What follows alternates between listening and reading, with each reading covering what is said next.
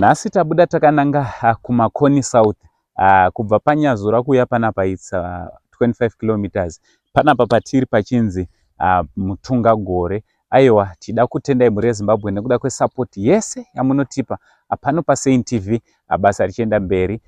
Ndichitoti makadii kwese kwamuri.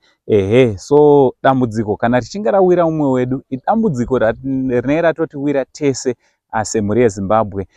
So chandiwinza kuno nhasi inyaya inosiririsa, nyaya yemurume anonzi iye Timothy Buzuzi, uyo watoda kuti tinge tinokurukura nemudzimai wake nechikonzero chekuti iye haachakwanise kutaura nekuda kwedambudziko reurwere rakavawira. Zvinovaridza mere kumhuri yeZimbabwe. Isusu ngatichinzwawo kuchema kwavo, toona kuti tingabatsirana navo sei, nekuti idzi ihama dzedu, hatigone kunge tinofuratira pavanenge vapinda mudambudziko. Ndichida kutenda zvakanyanya vasaura vedu veFit and Go vanotigadzirira motikari yedu, suspension yemotikari.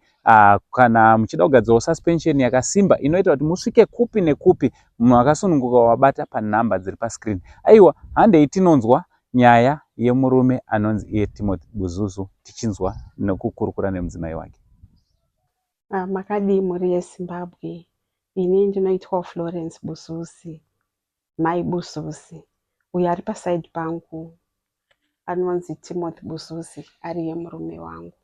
Murume wangu akatanga kurwara muna 2010 achibva azodiagonizwa kuti yakanga iri brain tumor muna 2014. Saka vaifanira vange vakaitwa operation muna 2016, asi takatadza kuwana 16,000 yaidiwa kuti surgery iitwe. Saka vakachitanga kushandisa maherbs, asi maherbs ane paakatozogumirawo. Ndopa wakachizotanga kuchiita maataki ekuti dzimwe nguva vanoita kunga munhu atofa kwetime yakareba. Patinozoenda nawo kuchipatara ndokwavanozomukira. Pavanoita ataki vanotadza kana kufema kana kudya kana kudini, vanenge vagurutsa nekutozviitira weti. Zvinoita munhu ane pfari zviya ndozvavanenge vakuita. Saka pavakazorwara last time apo pavaadmitwa muhospital, vana chiremba vaivaona ndovakazoti ngavatorwe futi CT scan. CT scan yatorwa, chuma yakaonekwa kuti yakurisa. Saka ndopavakati varofanirwa kuitwa operation. Saka takazotumira mapepa kuIndia kuti tibva tawana hospital inonzi Fortis Mumbai, vakati vanokwanisa kuita that operation, asi vanoda 13,000. 13,000 inenge iri kukavha zvese zvekuti transport yevanhu 2 kuenda nekudzoka, nesurgery yacho, nekugara ikoko for 2 months tichiwana for 1 month tichiwana accommodation nefood yeikokoko. Saka 13,000 ndio mari iri kudiwa.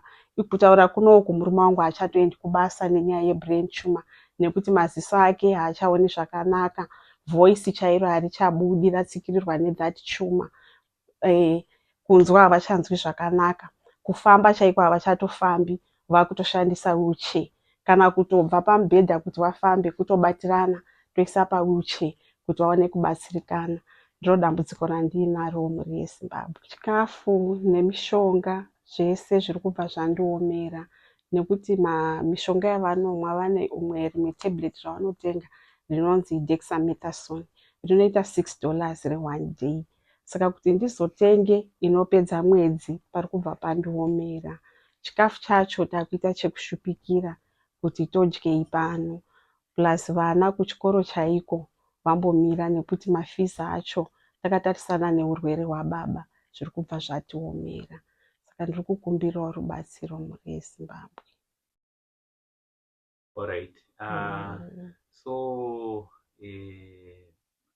kuchipatara makapedzera kuenda nawo rini kuchipatara, uye kuchipatarawo toziva kuti muri kutsvaga mari yekuti vange vari vanoparika, vari kutiwo kudii? Hapana here imwe help yamakamboona from hatina hatina kana help yatakawana from anywhere. Kuchipatara takaenda kuRusape General Hospital, ndo vakazotiti ngavachinoitwe futi imwe scan, kuti bhosi vakati kuti ichashande yekare yakasotorwa kudhara haichaiti, pakuda scan iri current. Saka ndo patakazotsvaga mari kwakunotorwa imwe scan 250 kuBaines kwaMutare. saka kuhospital vakangotongobatsirawo havo kupawo kungoisa madrip avakanga vanzi vamboshandisa semunhu akanga ane nguva asingadyi chikafu asinganwi mvura. Saka ndo pavakazoti chiendai futi kusikani pavakaona zvaanani ndopatakabuda muhospital. Asi rumwe rubatsiro chairwo hapana. Ivo vari kutotiwo dai magona kuwana mari operation yaitwa, nekuti zvinhu zvese zviri kushupa pana vaBuzuzi inyaya yekuti chuma yatsikirira masenzisi ese. Alright. So iri kunzi iri kufanira kutoitwa nekukasika. Iri kufanira kuitwa nekukasika. Nekuti zvinezvi vakuti vakadya chikafu chiya chakudzoka, vakanwa mvura vakukosora, zvimwe zviri kubuda nemumhino, zvimwe zviri kubuda nemukanwa. Saka zvinhu zvacho zvakubva zvanetsa. Saka kuti dambudziko iri parakatanga ndinozivisa kuti 6 months ndopavazotadza kuenda kubasa. Rane nguva yakareba sei dambudziko? Dambudziko iri rane more than 10 years vainaro. Nekuti parakatanga kubatwa takashaya mari yekuti vaitwe operation. Mari yaidiwa yakanga iri 16,000. Asi iwowo ipapo musoro waitema chaizvo vachiita hauma attack, asi nguva iyoyo zvakanga zvichiri nani. Pane zvazvakuchiita pa1 year yapfuura iyi zvakuchinyanya, nekuti kare vaitogonawo kuzvifambirawo vachishandirawo mhuri sababa. Asi iye zvinezvi nenyaya yekuti dambudziko riya ranyanya, havachafambi, havachakwanisi kana kubuda mumba chaiko kuzvibudira, kana kuenda kutoilet havachakwanisi. Saka ipapo ndopaomera dambudziko racho. Alright. Kune vangada kubatana nemi vanokubatai sei? Uye kunoku ndekupi? Munogona kukonfirma kuti kuno kwatiri ndekupi? Kuno kwatiri kunonzi kuMutungagore, kuMakoni South. Alright. Tingati kubva paNyazura ndini? Kubva paNyazura it's about 25 kilometers. So vangada kubatana nemi vanokubataiwo sei? Phone number dzangu 0778 713 257. Alright. Kune vachabatsirana nemi mungadawo kuti